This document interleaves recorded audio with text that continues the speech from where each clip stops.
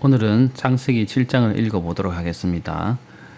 창세기 7장에는 노아 홍수 사건이 기록되어 있습니다. 6장에서 하나님께서 인간을 창조하시고 인간을 창조하신 것을 한탄하신 그런 이야기가 적혀 있는데, 하나님께서 그 인간들, 타락한 인간들을 심판하시려고 하시는 그런 선언이 있고, 노아에게 방주를 만들어서 8명은 하나님께서 구원하시겠지만 다른 모든 사람들은 심판으로 죽일 것이다, 이렇게 말씀하시고 명령을 내리십니다. 방주를 지으라고 구체적인 치수까지, 구조까지 말씀하시면서 노아에게 방주를 만들어서 구원받으라고 명령하시고, 7장에서는 그 구체적인 노아의 홍수 심판이 어떻게 이루어졌는가에 대한 기록이 이어지고 있습니다. 자, 7장에 보면 여호와께서 노아에게 너와 내 온 집은 방주로 들어가라. 이 세대에서 내가 내 앞에 의로움을 내가 보았음이니라. 네. 노아와 세 아들 그리고 며느리 합하면 8명이 되겠죠. 그러면 혹시 손자나 손녀는 없었을까요? 아마 있었을 가능성이 있겠죠. 아무래도 가족을 지칭할 때는 그 어른을 주로 아마 8명 이렇게 얘기했던 것 같고, 아마 손자 손녀도 있었을 것 같습니다. 네, 그래서 온 가족을 포함해서 네, 방주로 들어가라. 이 세대에서 내가 내 앞에 의로움을 보았습니다. 내가 의롭기 때문에 내가 방주로 들어가게 해서 구원할 것이다, 이렇게 말씀하시는 장면입니다.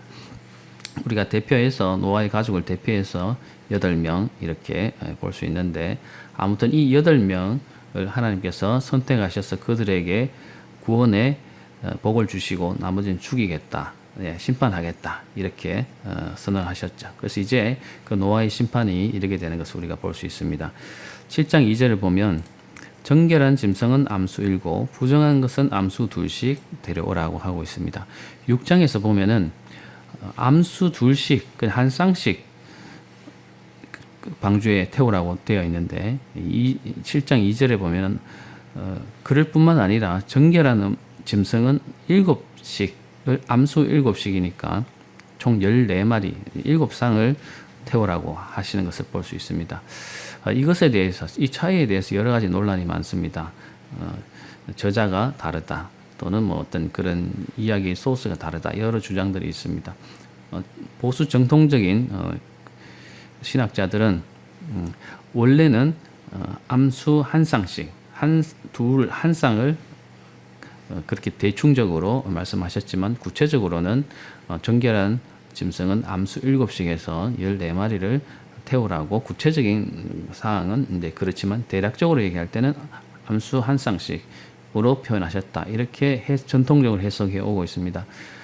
아무튼 어떤 그 해석을 따르든 정결한 짐승과 부정한 그 짐승을 어떻게 우리가 구분할까 하는 것은 그 이후 후대에 율법이 주어진 상태에서 정결하고 그렇지 않은 것이 판단이 될 수 있기 때문에, 후대에 그런 기준에서 볼 때 정결한 짐승 또 부정한 짐승 이렇게 이제 구분했을 것 같습니다.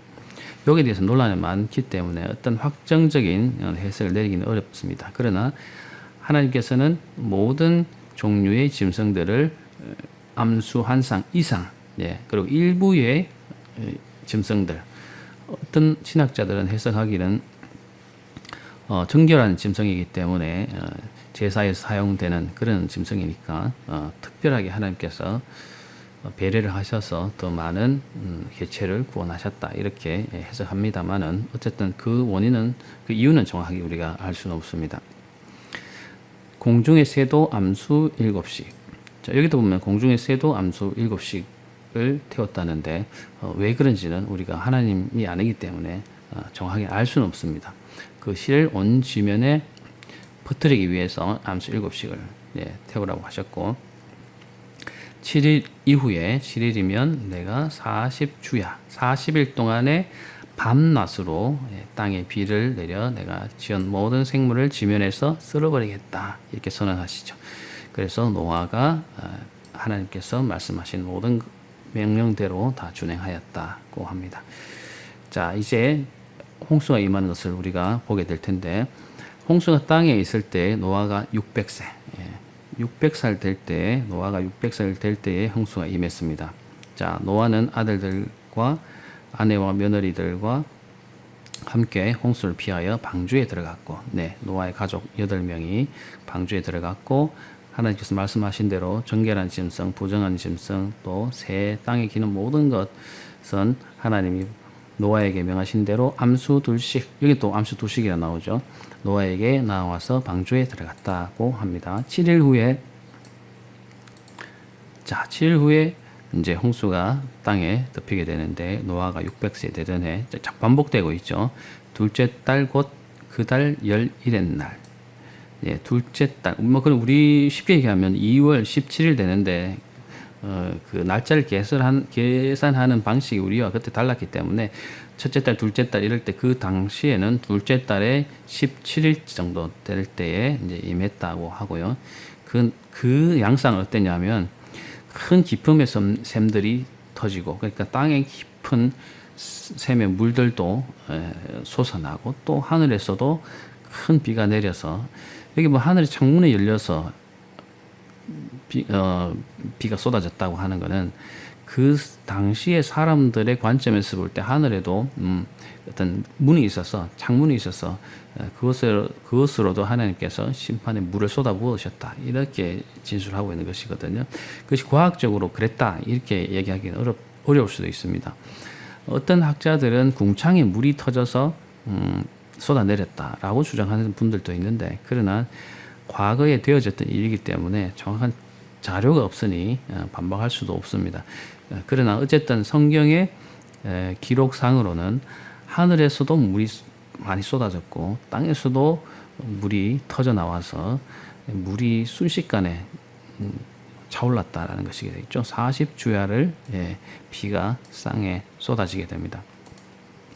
그때에 그날에 노아와 그 아들 셈, 함, 야벳, 그리고 노아의 아내 세 며느리 8명이죠. 다 방주로 들어갔고, 그들과 땅의 모든 짐승들이 그 종류대로, 모든 가축이 그 종류대로, 땅에 기는 모든 그 종류대로, 모든 새가 그 종류대로, 땅에 생명의 기운이 있는 육체가 둘씩 노아에게 나와 방주로 들어갔으니, 들어간 것들은 모두 암수가 들어갔어야 이 번식이 되고 씨를 퍼뜨릴 수 있으니까 그렇게 기록하고 있습니다. 하나님이 그에게 명하신 대로 들어가매 여호와께서 그를 들여보내고 문을 닫으시니라. 친히 하나님께서 그 문을 닫았다고 표현하고 있지만, 하나님께서 직접 손으로 닫으셨는가, 그렇게 우리가 이해하기보다는 하나님께서 친히 그 완성된 방주의 문을 노아의 가족이 들어가고 닫으실 때 마치 하나님께서 그 문을 닫으신 것처럼 구원의 이제 시작하셨다, 이런 것을 강조하기 위해서 하나님께서 문을 친히 닫으셨다, 이렇게 했다는 것이, 이해하는 것이 좀 좋은 해석일 것 같습니다. 홍수가 땅에 40일 동안 계속되었습니다. 물이 많아져서 방주가 땅에서 떠올랐고, 아마 방주가 높은 곳에 지어졌을 것 같은데, 그것에서 이제 떠오르기 시작했고, 물이 많아져서 더 많아져서 땅에 넘치게 되니 방주가 물 위에 떠다녔으며, 이제 방주가 물이 차니까 이제 떠다니기 시작했고, 천하의 높은 산이 다 잠기게 되고, 결국 물이 불어서 15규빗이나 오르니 산들이 잠긴지라. 15규빗, 우리 규빗이라고 공부했죠. 45cm 정도 되는데, 대략 50cm를 잡으면 15규빗이니까 15m 정도 됩니다. 그게 한 10% 정도 빼면 13.5m 정도 된다고 이해하시면 되겠죠. 대략 한 15m, 조금 못 미치는 높이인데, 어느 산을 기준했을 때 그 높이만큼 더 찼다는 것은 정확하게 알 수는 없습니다. 그러나 모든 산들이 다 잠겨서 산이 보이지 않는, 온 천지가 다 물에 잠긴 상태를 말하고 있습니다. 땅 위에 움직이는 생물이 다 죽었으니 곧 새와 가축과 들짐승과 땅에 기는 모든 것과 모든 사람들이 다 죽었다고 하고 있습니다. 육지에 있어 그 코에 생명의 기운이, 생명의 숨이 있는 것 다 죽었다고 하고요. 지면의 모든 생물을 썰어버리시니 곧 사람과 가축과 기는 것과 공중의 새까지 이들은 땅에서 쓸어버림을 당했을 때 오직 노아와 그와 함께 방주에 있던 자들 노아의 아내와 세 아들과 그 며느리 8명이 살아남았다는 것이죠. 물이 150일을 땅에 넘쳤더라. 40일 동안 주야로 물이 계속 쏟아졌고 150일 동안은 계속 물이 차 있었다고 합니다. 엄청난 홍수죠. 그래서 모든 땅을 다 채웠다. 그렇게 말하고 있습니다. 자, 여기서 우리가 이제 의문이 들 수 있습니다. 이 온천하라고 할 때 그 당시의 사람들의 세계관으로 볼 때 그 지역의 일부 지역이 진짜 물이 많이 넘쳐서 큰 산을 다 덮을 만큼 물이 넘치게 되었는지 진짜 온 지구가 다 물에 차게 됐는지 그것에 대한 정확한 어떤 검증을 할 길은 없습니다. 그래서 이렇게 주장하시는 분도 있고 이렇게 주장하시는 분도 있는데 그것에 대해서는 어떤 것이 옳다라고 하긴 어렵지만 어쨌든 중요한 것은 하나님께서 세상의 죄악이 너무 심하고 악해서 사람들이 악해서 하나님께서 그 지으신 것을 후회하시고 노아의 가족만 남겨두시고 다 멸하셨다. 악에 대해서 하나님께서 심판하시고 멸하셨지만 또한 노아의 가족 선하고 의로운 사람들을 살리셔서 구원하셨다. 그런 내용을 우리가 받아들이고 이해하는 것이 좋을 것 같습니다. 이 우주가 처음에 형성되고 고대 역사가 시작될 때 그때의 사건들을 지켜본 사람이 없었고 기록에 남긴 사람이 없었습니다. 단지 후대에 우리가 모세라고 우리가 저자로 볼 때 모세가 하나님께로부터 듣고 이해한 바대로 아마 기록했을 테니까 그때 당시에 가지고 있던 사람들의 세계관이나 우주관, 가치관에 맞게끔 그 단어를 가지고 그 한계가 있는 그 단어를 가지고 표현했을 것이니까 현대를 사는 엄청난 시간이 흐른 4,000년, 5,000년, 5,000년이나 흐른 후대의 우리들이 그것을 정확하게 이해하기는 그때의 단어로 쓰여진 것을 우리가 이해하기로는 한계가 있는 것이죠. 그 사람들의 쓰는 단어가 너무 제한적이기 때문에 그것을 다 표현할 수 없었을 것이고, 성경이 다 그것을 기록하기 위해서만 기록된 책은 아니기 때문에 한계가 있는 것이죠. 그렇기 때문에 하나님께서 그렇게 심판을 하시고 구원하셨던 그 사건을 자체를 우리가 받아들이고 하나님이 어떤 분이신가 하는 것에 대해서 우리가 이해할 필요가 있다는 것이죠. 그래서 하나님이 악을 싫어하시고 악에 대해서는 징계하시고 그러나 선하고 의로운 자들은 하나님께서 부르신다는 것이죠. 이렇게 이해하시는 것이 좋을 것 같습니다. 너무 깊이 생각하거나 토론하려고 하면 자료가 없기 때문에 결국 싸움이 되고 맙니다. 그래서 어떤 한계를 가지고 이해하는 수밖에 없다는 것을 이해하시면 좋을 것 같습니다. 자, 오늘은 7장을 읽어봤습니다.